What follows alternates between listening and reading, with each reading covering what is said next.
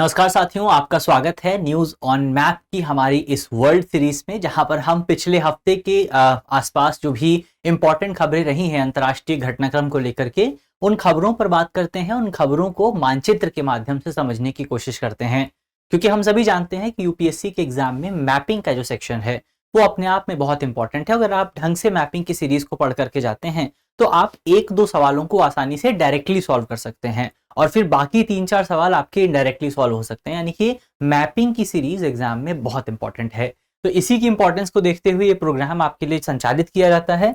तो करते हैं वीडियो की शुरुआत और सबसे पहले देखते हैं हमारा पिछला अभ्यास प्रश्न कौन सा था। एक सवाल आपसे पिछली सीरीज में पूछा गया था, तो उसको एक बार देख लेते हैं। हमारा सवाल था कि निम्नलिखित में से कौन सा देश कजाकिस्तान, चीन, तजिकिस्तान और उज्बेकिस्तान के साथ सीमा साझा करता है।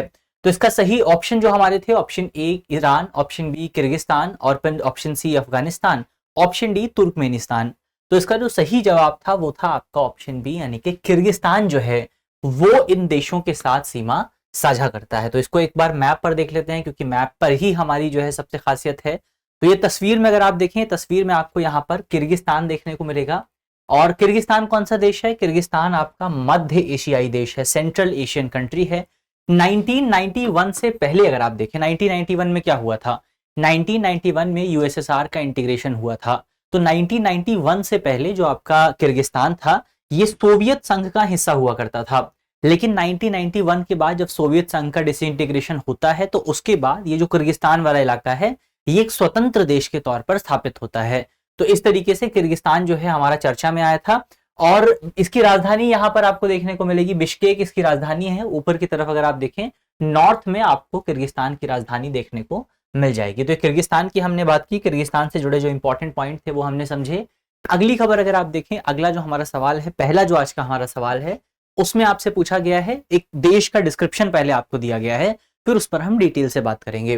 तो देश के बारे में लिखा हुआ है कि ये देश दक्षिण पूर्व एशिया की दूसरी सबसे बड़ी अर्थव्यवस्था है। ये देश दक्षिण पूर्व एशिया में सिंगापुर, इंडोनेशिया और मलेशिया के बाद भारत का चौथा सबसे बड़ा व्यापारिक साझेदार है।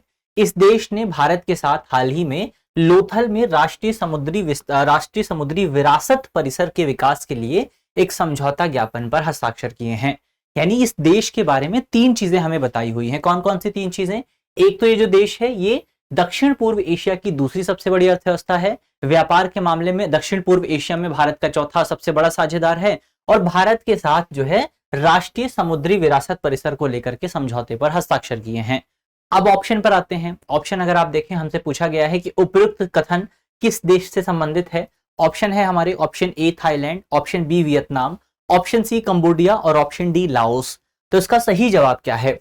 तो सही जवाब अगर आपको पता है तो आप कमेंट बॉक्स में बताइए, आपको नहीं पता है तो हम जवाब पर डिस्कशन करते हैं। इस सवाल का सही जवाब है ऑप्शन ए, यानी कि थाईलैंड जो है ये बेसिकली आपका दक्षिण पूर्व एशिया की दूसरी सबसे बड़ी इकोनॉमी है। थाईलैंड भारत के साथ व्यापार के मामले में दक्षिण पूर्व एशिया में चौथे नंबर पर आता है। सबसे ऊपर कौन आता है? तो सबसे ऊपर आपको मिलेगा सिंगापुर, इंडोनेशिया सेकंड नंबर पर है, मलेशिया थर्ड नंबर पर है। मलेशिया से काफी ज्यादा पाम ऑयल हम इंपोर्ट करते हैं, इंडोनेशिया से भी पाम ऑयल काफी ज्यादा मंगाया जाता है। और चौथे नंबर पर आता है आपका थाईलैंड। और सबसे रिसेंट खबर चर्चा में इस वजह से आई थी क्योंकि हमने थाईलैंड के साथ एक समझौता ज्ञापन पर हस्ताक्षर किए थे लोथल में राष्ट्रीय समुद्री विरासत परिसर को लेकर के।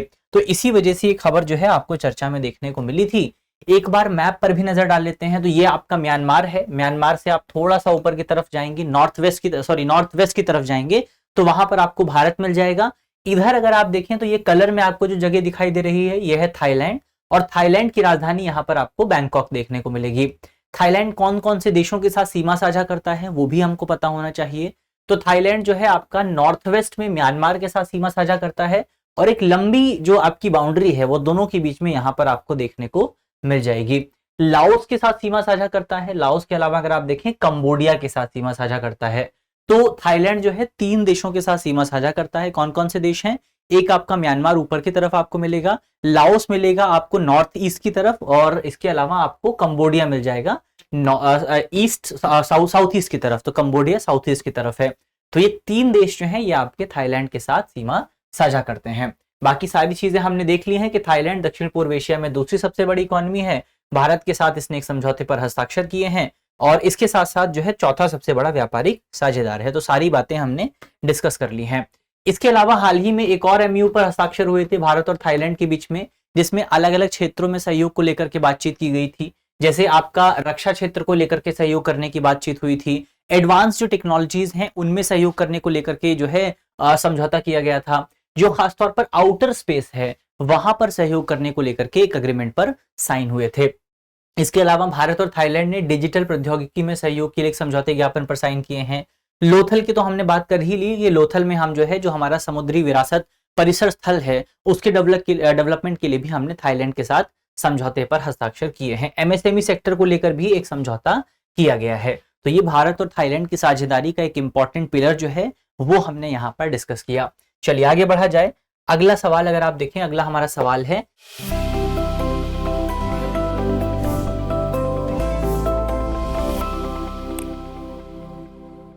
भाषण 4, या जिसको भाषण 4 द्वीप भी कहा जाता है। तो भाषण 4 द्वीप निम्नलिखित में से किस देश में अवस्थित है? हमारे ऑप्शन है, option A Bangladesh, option B Sri Lanka, option C Pakistan या फिर ऑप्शन डी म्यांमार। तो इसका जो सही जवाब है वो है आपका ऑप्शन ए, यानी कि ये जो भाषण 4 द्वीप है ये बांग्लादेश में स्थित है। एक बार इसकी लोकेशन को देख लेते हैं, एक बार इसकी अवस्थिति देख लेते हैं। तो यहां पर आपको मिलेगा पूरा बांग्लादेश। ये है आपका गंगा, ये है आपका सुंदरबन डेल्टा, भारत में भी एक्सटेंड होता है सुंदरबन डेल्टा पश्चिम बंगाल में। इधर आपको मिलेगा बे ऑफ बंगाल, और यहां पर अगर आप देखें बे ऑफ बंगाल में बांग्लादेश में सुंदरबन डेल्टा के पास ये जो द्वीप है इसको कहा जाता है भाषण 4 द्वीप।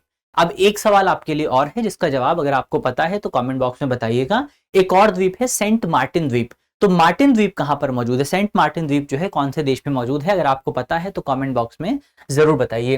तो ये हमने देख लिया कि आपका जो बांग्लादेश का जो द्वीप है भाषण 4 द्वीप कहां पर मौजूद है। अब इसके बारे में थोड़ा सा और डिटेल से अगर आप बात करें तो भाषण 4 द्वीप या भाषण 4 द्वीप जो है इसको फ्लोटिंग आइलैंड भी कहा जाता है, और भी इसके बहुत सारे नाम हैं, जैसे इसको 4 पिया या थेंगर 4 द्वीप के नाम से भी जाना जाता है। ये बांग्लादेश में हटिया में मौजूद है। ये 20 साल पूर्व लोगों के सामने आया था जिस पर किसी प्रकार की बसावट जो है मौजूद नहीं थी। इस द्वीप का गठन 2 दशक पूर्व बंगाल की खाड़ी में मेघना नदी के मुहाने पर हिमालय की गाद से हुआ था। तो ये आप याद रख सकते हैं, कौन सी नदी के मुहाने पर हुआ है? मेघना नदी। तो भाषण 4 द्वीप कौन सी नदी के मुहाने पर मौजूद है? मेघना, बांग्लादेश की मेघना नदी के मुहाने पर मौजूद है।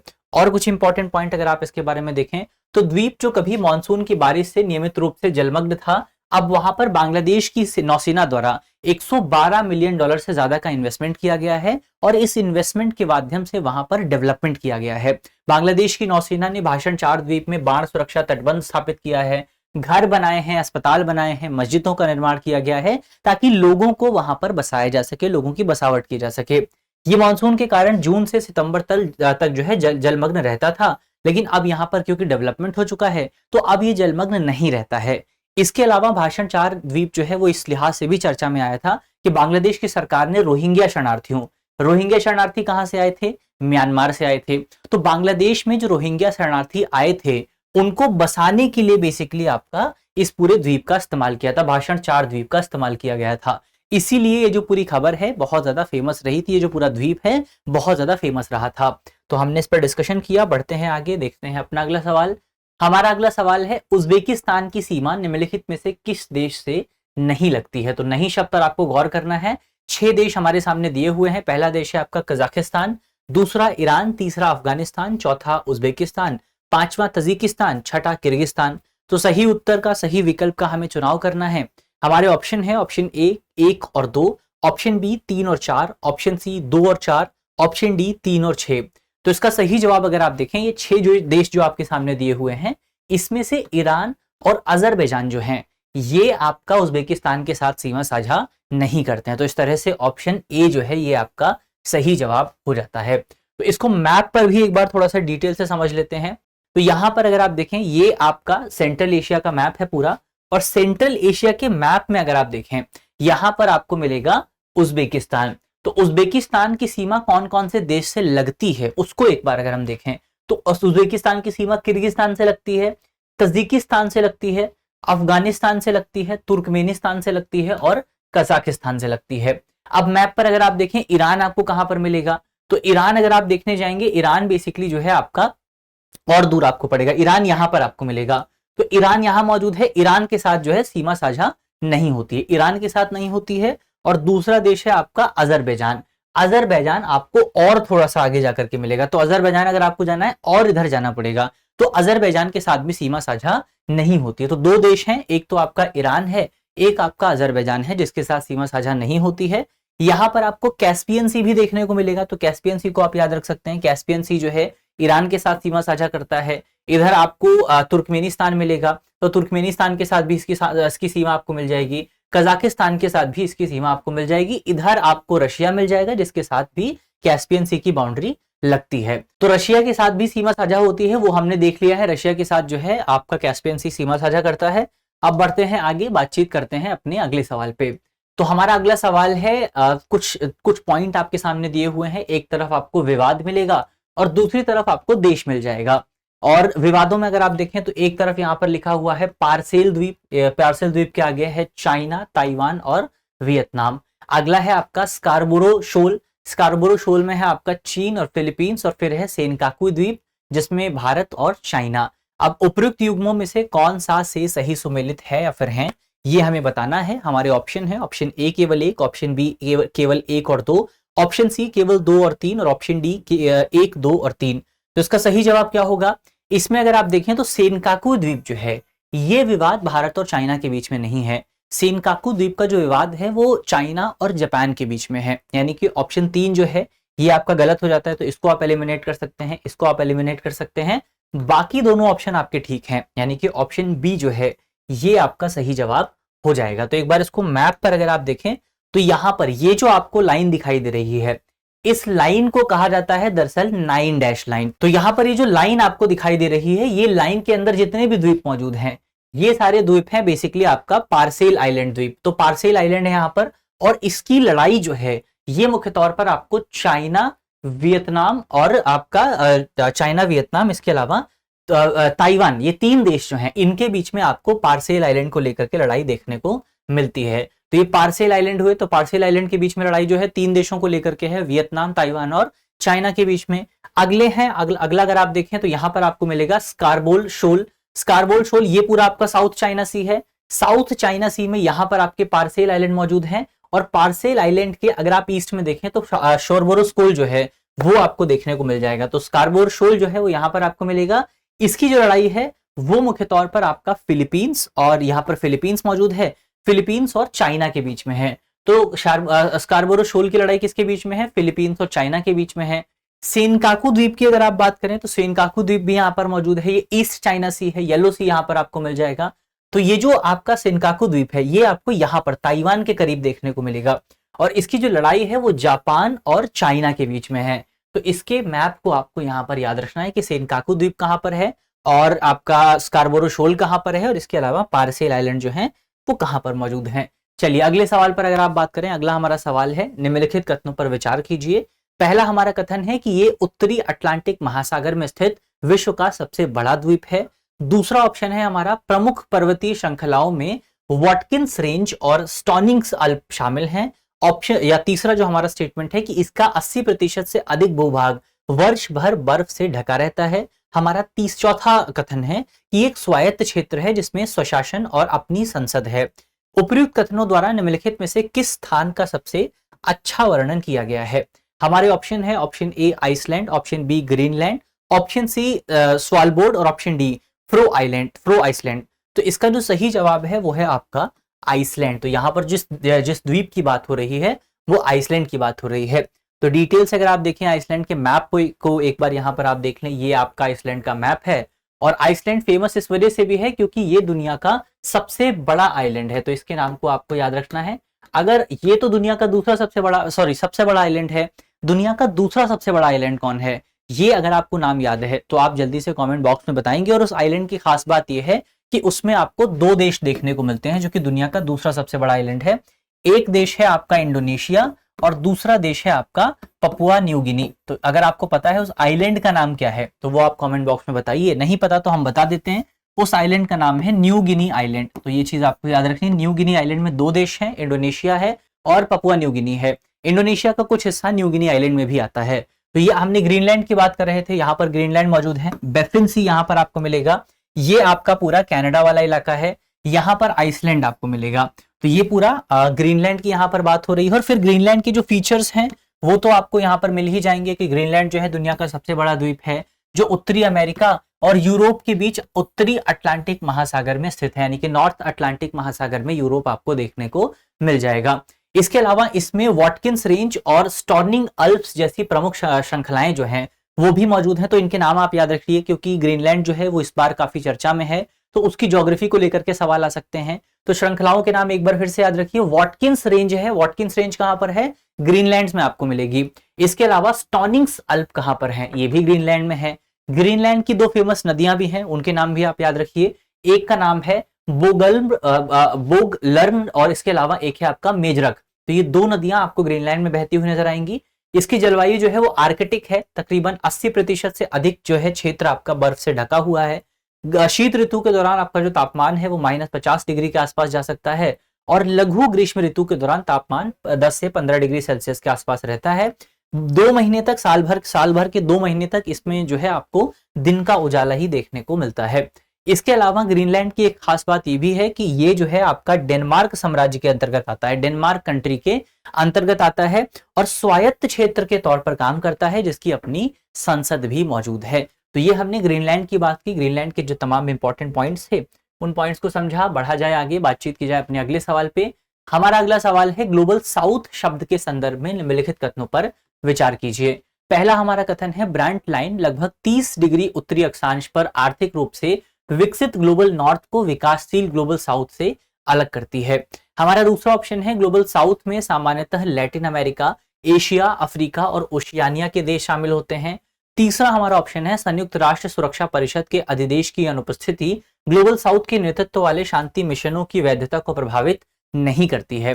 तो उपयुक्त कथनों में से कौन सा कथन सही है यह हमें बताना है। हमारे ऑप्शन है ऑप्शन ए केवल 1, ऑप्शन बी केवल 2, ऑप्शन सी केवल 3 और ऑप्शन डी कोई नहीं।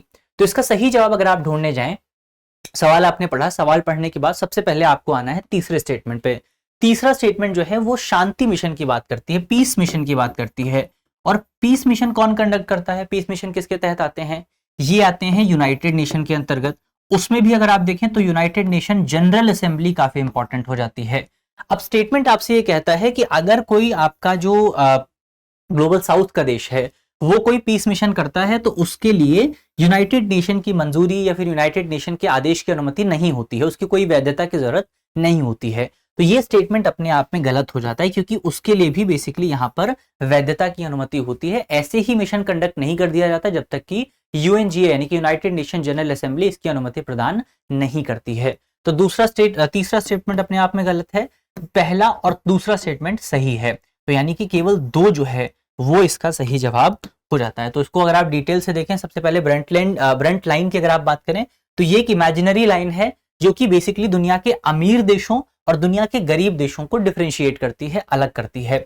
ये लाइन अगर आप देखें तो यहां से शुरू होती है, पहले आपका जो नॉर्थ अमेरिकन कंट्रीज हैं उनको अलग करती है। इसमें नॉर्थ अमेरिका में अमेरिका आ जाता है, यूएसए है, कनाडा है, ग्रीनलैंड यहाँ पर आपको मिलेगा, आइसलैंड यहाँ पर आपको मिलेगा। तो इनको सबसे पहले अलग किया जाता है। और यहाँ नीचे की तरफ आपको मिलती है साउथ अमेरिकन कंट्रीज, ब्राजील है, चिली है, अर्जेंटीना है, बहुत सारे देश हैं जो इस क्षेत्र में शामिल होते हैं। यहाँ पर आपकी कैरिबियन कंट्रीज भी मौजूद हैं।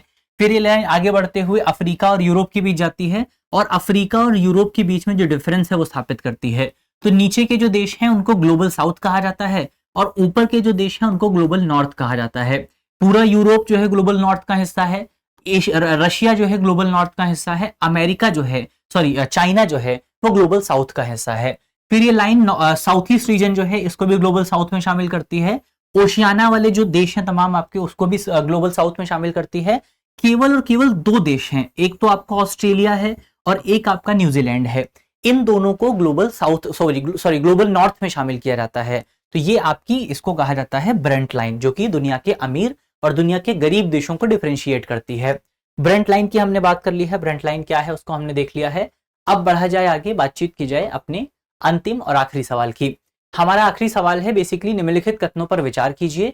3 स्टेटमेंट हमारे सामने दिए हुए हैं। पहला है ये एक कोरल अटोल है और चागोस द्वीप समूह का सबसे बड़ा द्वीप है जो भूमध्य रेखा से 7 डिग्री दक्षिण में स्थित है। हमारा अगला स्टेटमेंट है इसे संयुक्त राज्य अमेरिका और यूनाइटेड किंगडम को पट्टे पर दिया गया है और बाद में ये एक सैन्य हवाई अड्डा बन गया। खाड़ी युद्ध, इराक और अफगानिस्तान युद्धों तथा 9/11 के बीच के बाद के अभियानों में इसकी महत्वपूर्ण भूमिका रही, जिससे हिंद प्रशांत क्षेत्र का सामरिक महत्व जो है उजागर हुआ। निम्नलिखित में से कौन सा स्थान जो है वो उपयुक्त विवरण से सर्वाधिक सुमेलित जो है होता है? हमारे ऑप्शन जो है ऑप्शन आपको दिए गए हैं। पहला ऑप्शन है डिएगो गार्सिया, दूसरा ऑप्शन है मालदीव, तीसरा ऑप्शन है ऑप्शन सी सेशल्स और चौथा ऑप्शन है मॉरिशियस। तो इसका जो सही जवाब है वो है आपका डिएगो गार्सिया। डिएगो गार्सिया जो है ये आपका चागोस द्वीप समूह का हिस्सा है और चागोस द्वीप समूह का सबसे बड़ा द्वीप है। थोड़ा सा और डिटेल से इस पर अगर आप बात करें तो यहाँ पर आपको मिलेगा अपना प्यारा भारत, उसके नीचे आपको यहाँ पर मिलेगा श्रीलंका, और श्रीलंका से अगर आप इंडियन ओशन में आएंगे तो यहाँ हमारा मालदीव मौजूद है, यहाँ पर हमारा लक्षद्वीप मौजूद है, और मालदीव के नीचे आपको मिलेंगे चागोस आइलैंड। चागोस आइलैंड बीते दिनों चर्चा में रहे थे। चर्चा में इस वजह से रहे थे क्योंकि ये जो पूरा द्वीप है, ये पूरा द्वीप बेसिकली आपका मॉरिशस का हिस्सा है, लेकिन 1967 में अमेरिका और ब्रिटेन को इनको पट्टे पर जो है दे दिया गया था। और फिर उसके बाद ब्रिटेन ने खासतौर पर चागोस द्वीप को 2024 में मॉरिशस को वापस लौटा दिया, लेकिन डिएगो गार्सिया द्वीप जो है, यहाँ इस द्वीप को वापस नहीं लौटाया गया, बल्कि इस द्वीप पर 99 साल की लीज जो है वो अब यहाँ पर प्रदान कर दी गई है ब्रिटेन को। तो यही चीज है, इसी वजह से पूरा जो क्षेत्र है चर्चा में आया था। और जब अमेरिका द्वारा 9/11 का अटैक किया गया था, इसके अलावा और भी जो बहुत सारे अटैक किए गए थे, जैसे इस पूरे मिशन के दौरान जो अफगानिस्तान में युद्ध हुआ, इराक में जो युद्ध हुआ, इसके अलावा खाड़ी युद्ध जो आपको देखने को मिले, उन तमाम क्षेत्रों में डिएगो गार्सी जो आपका आइलैंड है, इस आइलैंड में जो मिलिट्री बेस मौजूद था उसने काफी ज्यादा इंपॉर्टेंट भूमिका अदा की थी, इसीलिए इस पूरे आइलैंड को काफी ज्यादा महत्वपूर्ण माना जाता है। तो ये हमने अपने आइलैंड पर बात कर ली है। अंत में एक अभ्यास प्रश्न भी आपके लिए मौजूद है, जिसका जवाब आप कमेंट बॉक्स में बताएंगे। तो प्रश्न में आपसे पूछा गया है, निम्नलिखित युग्मों पर विचार कीजिए। एक तरफ आपके सामने स्थान है, दूसरी तरफ देश है। पहला आपका है क्रीट द्वीप, सामने लिखा हुआ है ग्रीस। दूसरा है सगाइंग द्वीप, सामने लिखा हुआ है म्यांमार। तीसरा है नुसंतारा द्वीप और सामने लिखा हुआ है इंडोनेशिया। उपयुक्त युग्मों में से कितने सही सुमेलित हैं, ये हमें बताना है। हमारे ऑप्शन है ऑप्शन ए केवल 1, ऑप्शन बी केवल 2, ऑप्शन सी केवल 3 और ऑप्शन डी इनमें से कोई नहीं। तो इसका सही जवाब क्या होगा वो आपको जल्दी से कमेंट बॉक्स में बताना है। और मुझे उम्मीद है कि वीडियो में जितने भी इंपॉर्टेंट टॉपिक हमने डिस्कस किए हैं वो आपको समझ में आए होंगे। अगर आपको वीडियो अच्छी लगी है तो वीडियो को लाइक कीजिएगा, शेयर कीजिएगा और अपने साथियों को इस वीडियो के बारे में बताइएगा। मिलते हैं आपसे अगली वीडियो में, तब तक के लिए अपना ख्याल रखिए, ध्यान रखिए, पढ़ते रहिए। धन्यवाद। डियर व्यूअर्स, अपने एग्जाम की तैयारी को और बेहतर करने के लिए हमारे चैनल को लाइक, शेयर और सब्सक्राइब करना न भूलें।